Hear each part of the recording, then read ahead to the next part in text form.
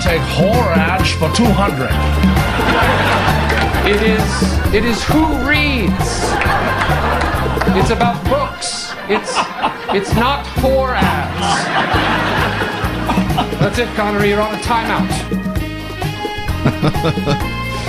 Oh, yeah. 720 WGN. Mike Steven filling in for Ro Khan. On the air until 5:30 here at the All-State Showcase studio. We all know that theme song. We all know that sketch from SNL. I should ask my next guest if he did any trash talk with Mr. Trebek. We have a hometown hero from Deerfield, a graduate of Deerfield High School. Michael Bilo, he really tore it up on Jeopardy. If you've been watching Jeopardy the past few days, last week, he racked up $96,000. Yes, $96,000. And he is here with us on WGN to talk about it. Michael, man, congratulations. Thanks very much. That is crazy. $96,000. Now, give me some perspective on this. Where does that rank in terms of the most winnings anyone's ever received?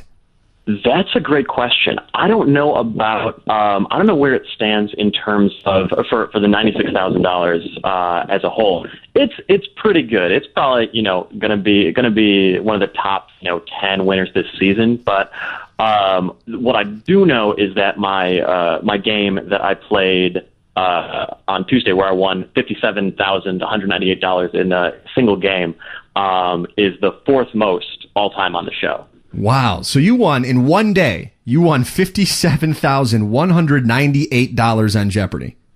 Yeah. Yep.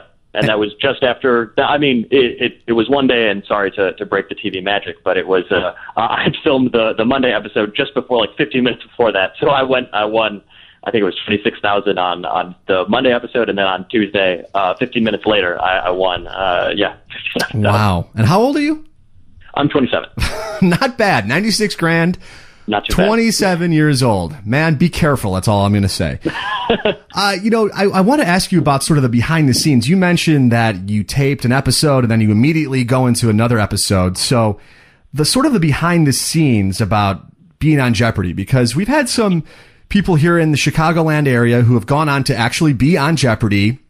And we hear about their success, but I'm curious about what goes on behind the scenes. So how does that work when you go onto the set? Do they just knock out a bunch of shows in a row? They do. So they do 3 in the morning, and then there's a lunch break, and then there's 2 in the afternoon, and that's it. So they basically shoot 2 days a week, every other week. So Trebek's only working 2 days a week? Trebek works 2 days a week every 2 weeks. I mean, at least that's when he's shooting episodes. I'm sure he's doing other. I'm sure he's making little promos for the show, and I know he travels a bit, and we'll do clues from time to time. But the taping schedule is 2 days a week, every other week. That is not a bad gig. Not a bad gig. Not at all. So they just pretty much knock out as much as they can in 2 days, and that gives them what they need for, what, a month? For 2 weeks. For 2 weeks. In 2 days, they shoot 2 weeks. Oh, okay, right. This process, though, about getting on Jeopardy. So, like I said, you are a graduate of Deerfield High School, so you're a hometown hero. What made you want to be on Jeopardy in the first place? Well, I did Scholastic Bowl in high school, and I was pretty good. So our team made it to state, and I was second team All-State, but that was completely political. Doesn't matter now. You got 96 grand, brother. That's true. You know what? Who cares? And I ended up playing for like the All Illinois Scholastic Bowl team. I did Quiz Bowl in college again. So I've been picking up this, this type of information for a long, long time. Mm-hmm.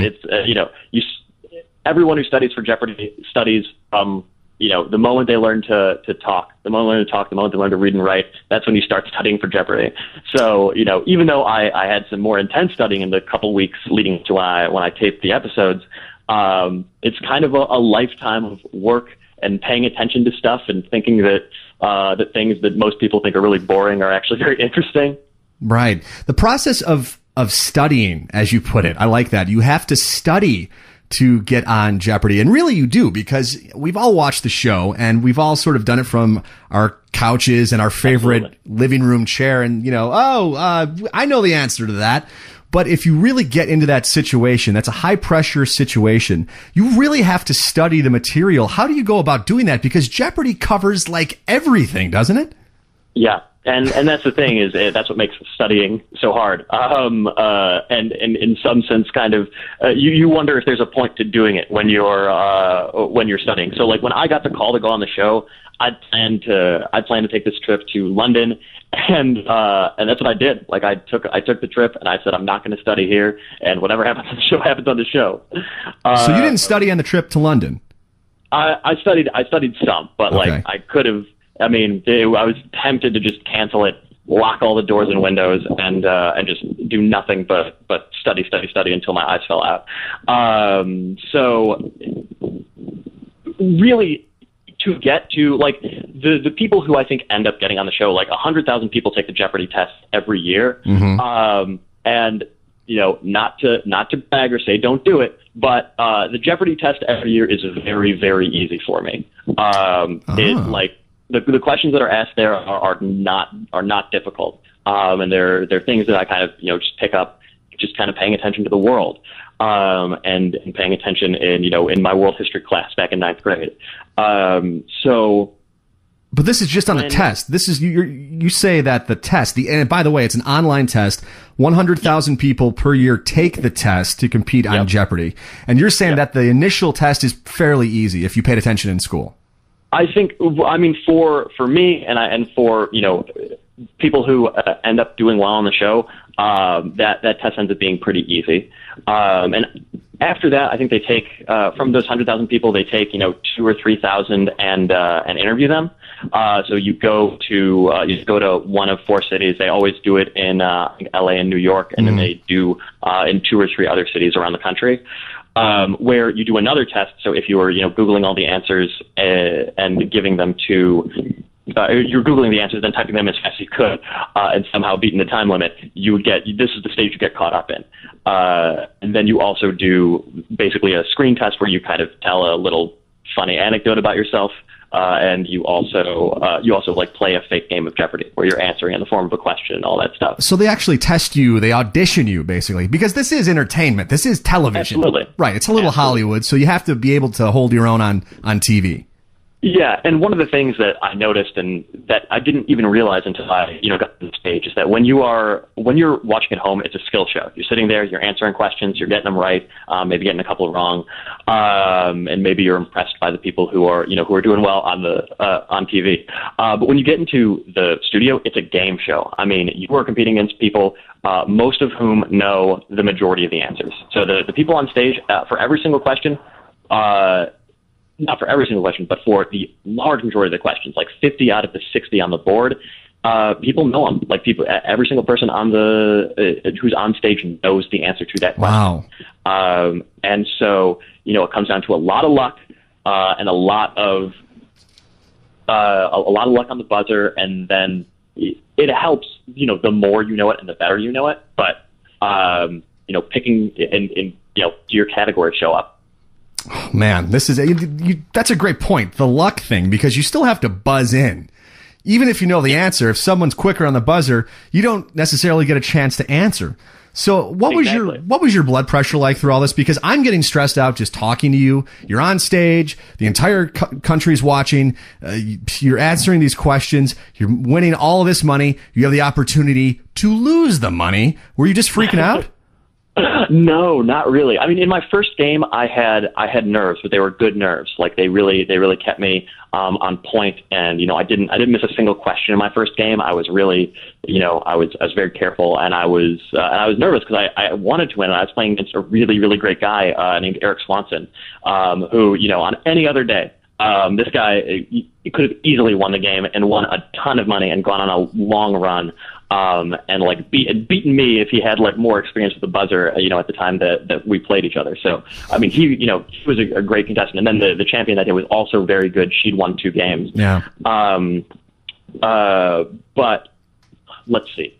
That's you know what? I've forgotten the question. That's okay. nervousness. That doesn't Here's the thing about being nervous on the show. Yes. By the time I came back to tape the next set of episodes, so the first episode taped on January 13th, and then I came back to shoot the episode that started on Monday on January 27th. I wasn't nervous anymore, like not even a little bit, and that was worrisome because it being nervous helped. It helped keep me on point, right? And, keep me really focused. Well, I'll tell you. All right, we're gonna make you a little nervous right now. I've got a question that I'm going to ask you, Michael Bilo, who won 96th grand on Jeopardy from Deerfield. You're actually from Highland Park, I should say. You went to Deerfield. My family lives in Highland Park, but I went to DHS. All right, I can't get that wrong. Let's put some think music on here. The category is toys, Michael. The category is toys. Toys. In 1903, with presidential permission, Morris Mitchum... Easy. Too easy. Can I finish the question? You can. Morris Mitchum began marketing these toys. If it's that easy, my man, go for it. Oh, what are teddy bears? Now you're just being cocky. You know what? And some of the people did not like that on Twitter. Some of the people didn't like it. But you know what? If the thing is that you are the closest thing that you can have to Jeopardy is being a professional athlete on a one-day contract, and if your team loses, you are fired, and you can never play the professional sport again. Man, Michael, you're a dude. That's all I'm saying. And drinks are on you because you're 96 grand richer. So congratulations. I've got 20 seconds left. What are you going to do with the money? So my buddy Brian O'Connell just made a movie called Bloodsucking Bastards, and I'm going to help him make his next one.